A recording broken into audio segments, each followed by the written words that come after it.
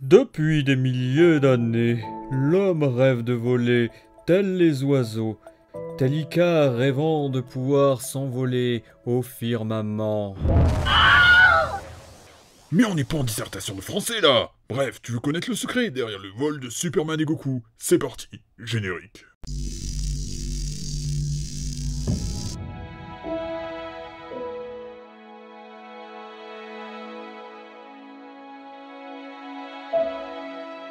Coucou, ça faisait longtemps que l'on ne s'était pas vu sur YouTube. Alors le Labonérique prépare son envol pour ne rien rater. Activez la cloche car beaucoup n'ont pas la notif. Les anciennes vidéos teasées seront réalisées pour fêter les 7 ans de la chaîne. On vise la qualité et la quantité. Bref, passons directement à notre sujet.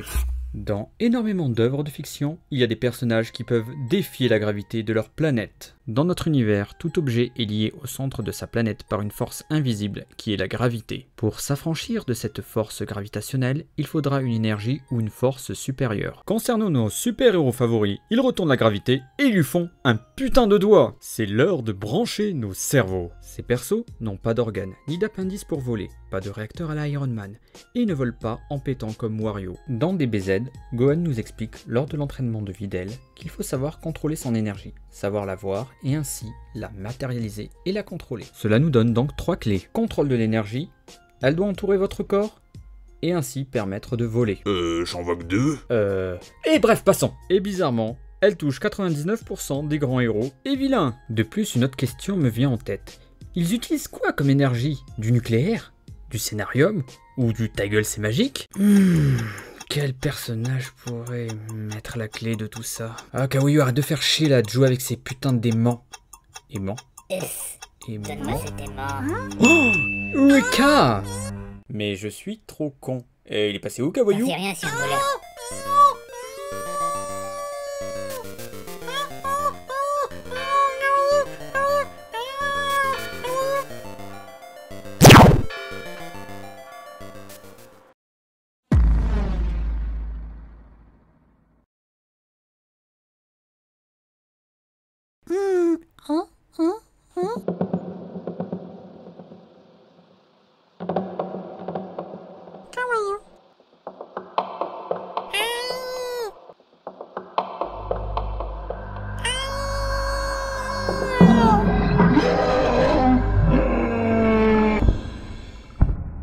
やれだぜ。スタープラチナ。オラオラオラオラオラオラ。 Ouais, mais c'est vrai, il y a un personnage qui est la clé scientifique de notre théorie. Ouais, tu sais de qui je parle. Magneto, le mutant aimant. Ouais, bon, tu dois le savoir, mais Magneto, c'est le maître du métal et de l'aimantation. Cette capacité lui a permis aussi de voler, de faire de la lévitation. Tiens, lévitation plus magnétisme, ça fait de la lévitation magnétique. D'ailleurs, dans l'univers des mangas, Pain et Onoki utilisent aussi ce principe. Pain étant un aimant vivant et Onoki utilisant le magnétisme interne de chacun pour voler et faire voler les autres. D'ailleurs, Superman dans les comics utilise le magnétisme et le déploie. Il le déploie même autour de son corps. Et d'ailleurs, je sais pas si vous l'avez remarqué, mais bizarrement, beaucoup de personnages surpuissants utilisent le vol. Même Naruto, après son power-up, pourra voler en mode Rikudo. D'ailleurs, en parlant d'énergie, ça me fait penser à un truc. Avec toutes ces pistes, on va passer à notre monde et à la science. Voici donc nos différents mots-clés.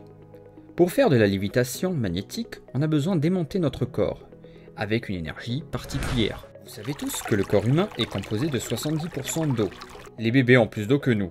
Et les vieux ont largement moins, c'est pour ça qu'ils sont fripés comme des pruneaux. Qui dit H2O dit molécule d'eau, qui veut dire atome, qui, dans atome, il y a particules élémentaires, les protons et les électrons, qui sont ces derniers comme des petits aimants. Ils gravitent autour des atomes et les électrons sont par paire, comme un seigneur Sith et son apprenti. Dans cette même paire, un électron pointe vers le haut et l'autre vers le bas. De plus, les électrons sont comme des satellites. Ils tournent autour de zones que l'on appelle couches. Ils se répartissent dans ces différentes couches, de la plus interne à la plus externe. Les électrons se situant dans la couche externe seront notre cible, car ils donnent le magnétisme que l'on cherche. Mais là, comme une élection présidentielle, les électrons vont pointer chacun dans un domaine, et c'est un peu le bordel. On appelle ces domaines le domaine de Wess. Pour mettre de l'ordre dans tout ça, il nous faut un domaine qui va dominer les autres, en mode Sauron. Il faudra donc appliquer un champ magnétique extérieur pour les soumettre à un seul sens. ces QFD et les IRM. Et en faisant cela, il y a plusieurs effets qui seront développés dans une future vidéo sur le magnétisme. Mais ici, il y a un effet qui nous intéresse, c'est le diamagnétisme qui touche tous les solides existants, dont nous les humains, car il possède un effet répulsif.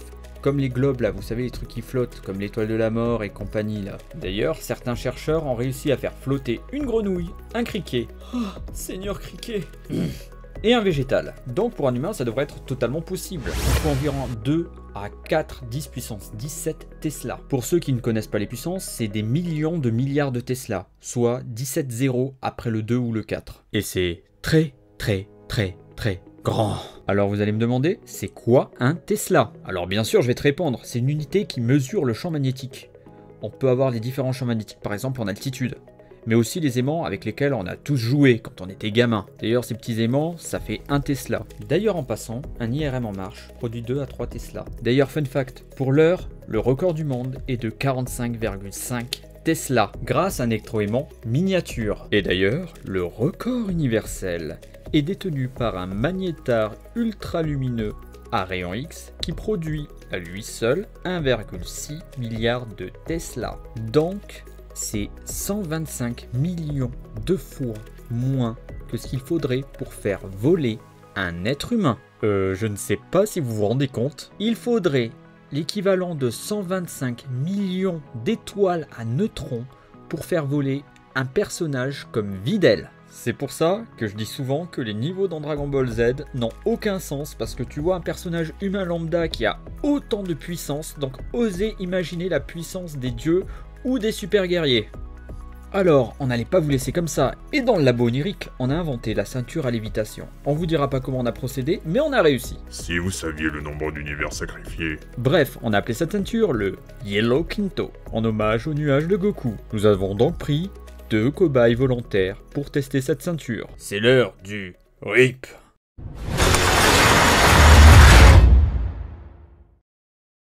Bah quoi, si on peut plus rigoler. Putain, je suis juste là pour arrondir ma retraite, moi. Bonjour Monsieur Dodor, est-ce que vous êtes prêt? C'est quoi ce gadget? Mais oui, ça va bien se passer, vous inquiétez pas. Mais je vole. Ah, parfait, ça marche du premier coup. Ah, merde.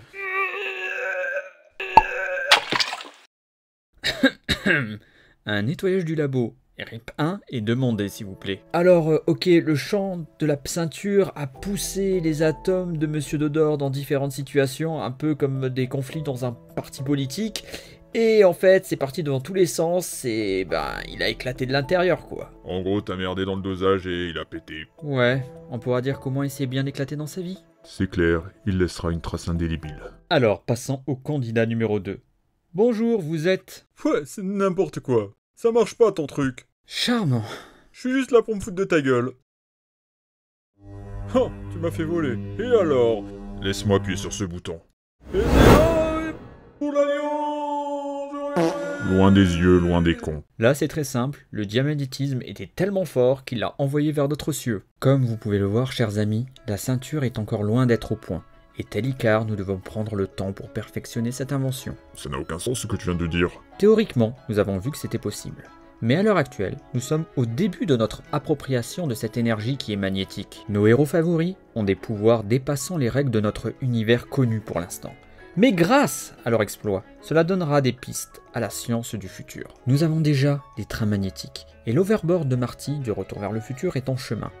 Qui sait, nos descendants pourront un jour voler comme Goku ou Superman. Et ça me fait penser à tous ces scientifiques, à tous ces hommes qui ont rêvé. Ils ont totalement rêvé de pouvoir faire voler un jour l'homme, et ils ont réussi. Nos avions modernes, c'est grâce à eux, c'est grâce à tous ces hommes qui se sont inspirés de mythes, de légendes, de la nature, et ils ont réussi. Car actuellement, nous pouvons voler, nous pouvons nous déplacer. Le monde maintenant n'a jamais été aussi petit. Car, mes amis, la science imaginaire d'aujourd'hui sera la science réelle de demain. Et à vous les studios. Il est où Kawaii? Et merde! Coucou, merci à toi d'avoir vu ce premier épisode du Labo Onirique. Alors si tu veux nous aider, abonne-toi, like et partage. Et à très vite pour de prochaines aventures.